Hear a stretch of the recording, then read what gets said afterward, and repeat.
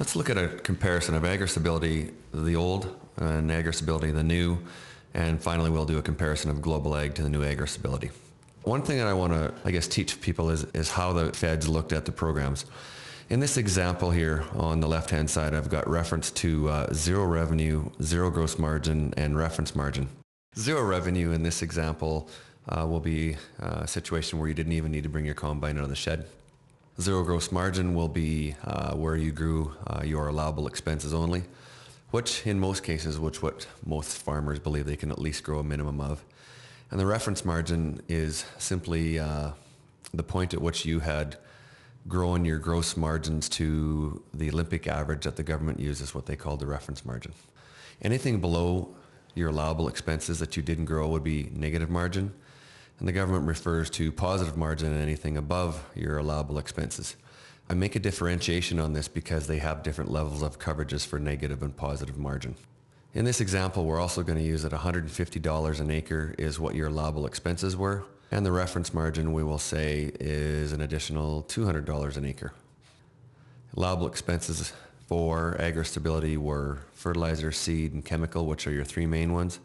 There are a number of other ones that are qualifying expenses, but much less of an extent in terms of on your financial statement.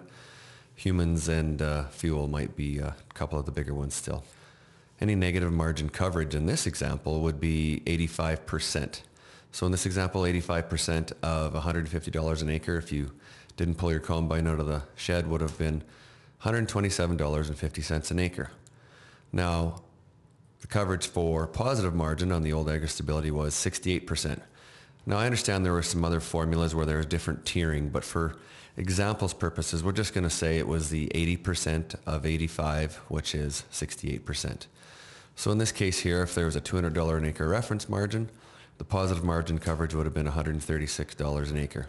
In this example then, if the farmer didn't have to pull his combine out of his shed, he would have received a check for $263.50 an acre. As most of you folks are aware, you believe that you can always grow at least your allowable expenses. So a lot of guys looked at the Agristability coverages as what is the coverage that I would receive over and above that. And so as it shows here, if you grew at least your allowable expenses of $150 an acre, you would have received in the old program $136 an acre. As we look to the new Agristability, they don't have any tiering, and the coverage, as the government announced, has dropped by about 15%. So the negative margin coverage is now 70. And in this example, 70% of $150 an acre is $105. Positive margin is also 70%, but it's 70% of 70%, which is 49%.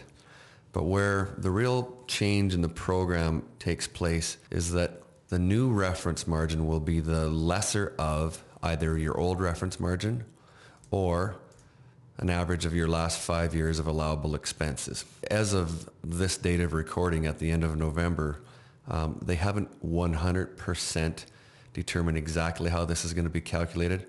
So I am drawing an assumption right now that this is the formula that they're going to use. So where you would get paid out on the positive margin in the new program is you'll get 49% of, not of the $200 an acre, but in this example of your average of your last 5 years expenses of $100 an acre. So obviously that will be $49. If you don't pull your combine out of the shed, it's $54 an acre.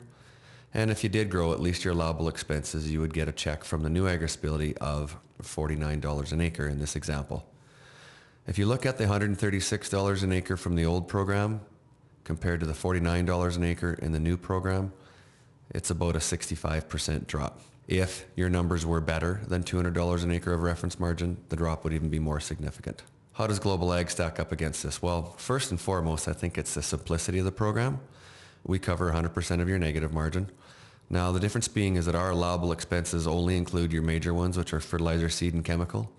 And most guys in this area in Western Canada have around the $150 an acre of these expenses as it is. So in our case, 100% of that would still be $150 an acre. The other difference is that we cover up to $100 an acre of positive margin. So there's an additional $100 an acre, and so that if you didn't pull your combine out of the shed, you would get paid $250 an acre. If there was a situation where you grew at least your allowable expenses, then again, you would get your positive reference margin of $100 an acre.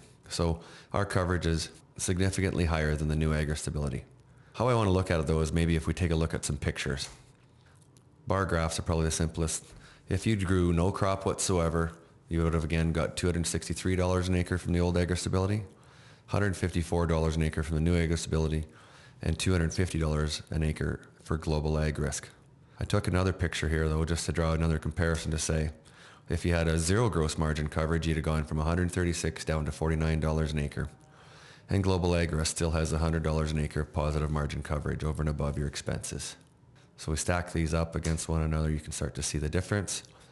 And finally, just to make one more last point of clarity, I said here's how it is.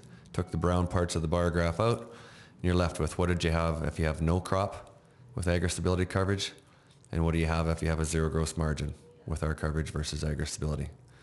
So what we're trying to show is that although in the past Agristability did give higher coverage than global ag, in the new world, our coverage will certainly be replacing what was there before.